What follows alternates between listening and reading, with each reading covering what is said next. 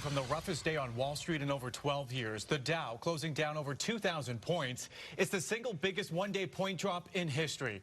This impacting your 401k, and now many people are wondering what move they should do next. Joining us now is Dewey Steffen from Great Lakes Wealth. And Dewey, we want to know, a lot of people are concerned. What are you actually telling your clients to do as the Dow basically takes this drop in these wild swings? Yeah, sure. First and foremost, we're telling them to be patient and don't panic, right?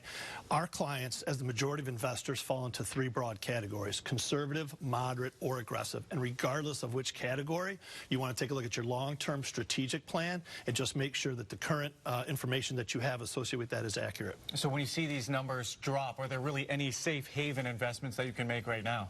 Well, sure. So in an environment like this, cash is king, right? That's a cliche that's always out there, and that's a state of mind. So cash is a place where you're not going to make any money as this market is volatile, but you also won't lose any money when the market's this volatile. So really, are there any opportunities for investors with the drop that's this drastic?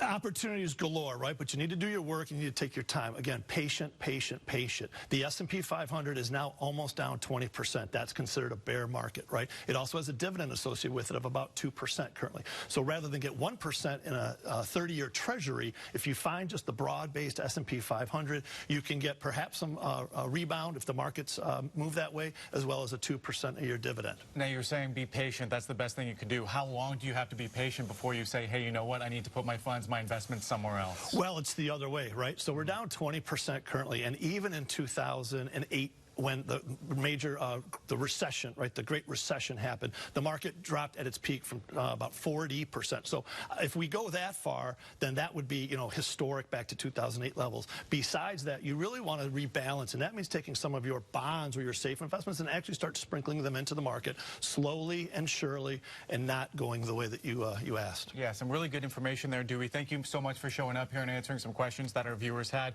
But again, the most important thing, just be patient. Thank you so much. Thank you. All right, Alan, thank you. Well, the city of Detroit taking a big step to maintain affordable